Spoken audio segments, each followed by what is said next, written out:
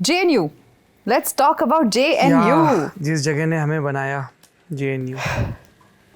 So best thing about JNU is कि JNU में आपका रोला इस बात से नहीं कि आपने घड़ी कौन सी पहनी है, आपके कपड़े किस ब्रांड के हैं, आपके पापा कौन, तुमको क्या आता है, तुमने पढ़ा क्या है, तुम बातें कैसी करते हो, तुम्हारे रेफरेंसेस क्या हैं.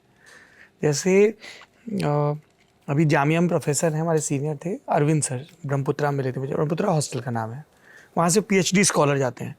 तो अगर आपने ब्रह्मपुत्रा हॉस्टल के बाहर की चाय की दुकानों पे बैठ के बाबागिरी कर ली, मतलब वहाँ बैठे आप बोल रहे हो 10 लोग सुन रहे हैं, इसका मतलब बाबा मतलब वहाँ फैंटम आदमी. हाँ, तो ये सारे सीनियर बैठा करते थे. हम तो MPhil में थे, ये लोग PhD वगैरह में थे.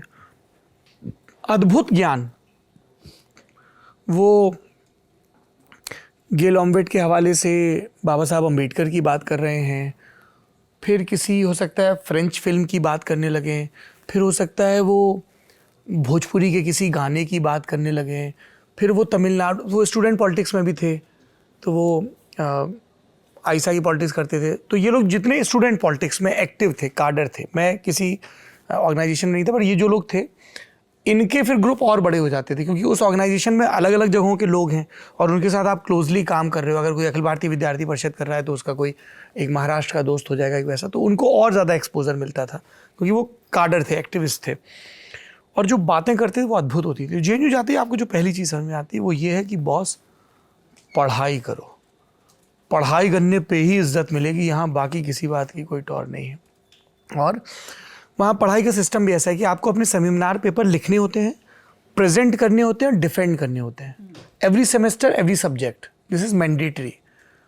तो आपने पेपर लिखा, अब आप पढ़ रहे हो पोडियम पे जाके और सामने आपके क्लासमेट्स बैठे हैं और कोई आ गया तो वो भी, and now they are asking you questions and teacher is also. तो ये बहुत इंपॉर्टेंट लर्निंग है जो JNU आपको सिखाता है. दूसरी चीज़ समझ में आई मुझे, और मैं BSc करके हिंदी लिटरेचर में गया था, तो मैंने ग्रेजुएशन में हिंदी नहीं पढ़ी थी. तो कि मेरा घर कहाँ है, तो एक तो मेरा घर हो गया JNU, आपका बेड, आपका कमरा, कमरे का एक नंबर. तो पहले भी हॉस्टल्स में ना हूँ, पर वो ऐसे डॉम टाइप के होते थे. यहाँ आपका एक नंबर था 105 लोहित हॉस्टल, ऐसे, फिर 105 राइट विंग लोहित हॉस्टल. तो वो बाद में कन्वर्ट हो गया, तो अब मैं वो रूम कभी नहीं देख सकता क्योंकि अब वो गर्ल्स विंग बन गई है. जो राइट लेफ्ट ऐसे विंग होती थी, तो हॉस्टल की, सॉरी, लेफ्ट विंग थी, तो JNU की, हाँ, लोहित की लेफ्ट विंग.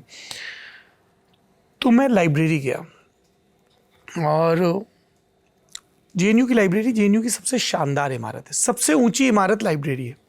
और मुझे ऐसा लगता है, देखिए मैं पहले एपिसोड में अल्ट्राटेक का जिक्र कर रहा था कि उन्होंने बताया, तो जब भी मैं ऐसे इमारतों की बात करता हूँ तो मुझे वो अल्ट्राटेक के दोस्तों की बताई सीख याद आ जाती हैं, और वो हमारे इस बातचीत के पार्टनर भी हैं.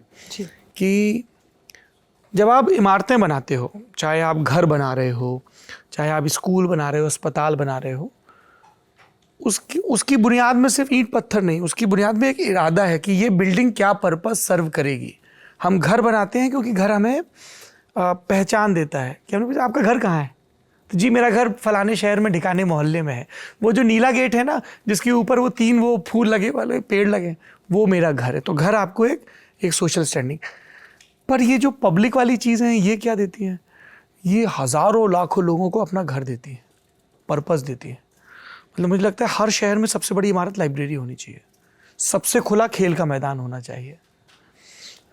बॉस्टन में वाइडनर लाइब्रेरी है, ज़मीन के नीचे 10 तल हैं. न्यूयॉर्क पब्लिक लाइब्रेरी बहुत कमाल की है.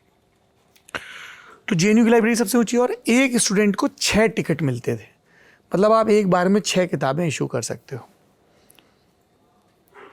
और जो शुरू में पढ़ाया जा रहा था वो मुझे ज़्यादा समझ में नहीं आता था, और ज़्यादा क्लासेस भी नहीं होती, 2 या 3, बहुत ज़्यादा हुई तो 3 क्लासेस दिन की. MA में एक वो स्वच्छंदता रहती थी.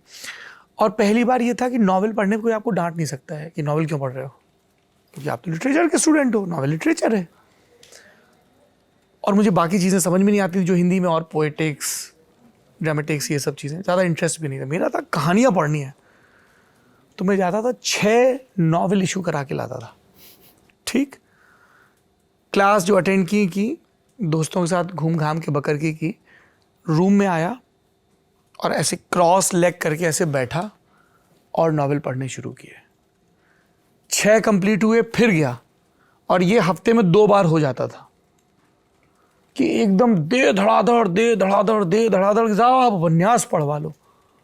तो एकदम वो अद्भुत जगह थी। So libraries are my home. So JNU is my home. It gave me identity, it gave me the value कि बेटा पढ़ाई करो और उसके बारे में बात करो, पूरी ह्यूमिलिटी के साथ करो। क्योंकि आप ढाबे पे बहस कर रहे हो, आपको नहीं पता कि 4 ऐसे पत्थर पड़े हुए हैं शिलाखंड, उस पर बैठे आप गप्पे मार रहे हो।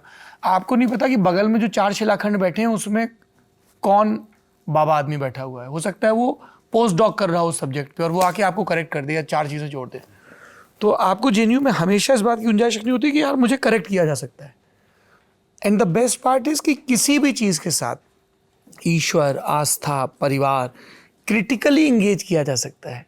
यूनिवर्सिटीज़ का जो सबसे बड़ा ध्येय वो यही होना चाहिए कि क्रिटिकली एक्टिव माइंड प्रिपेयर करें, जो किसी भी क्वेश्चन को तार्किक ढंग से पूछ सकें।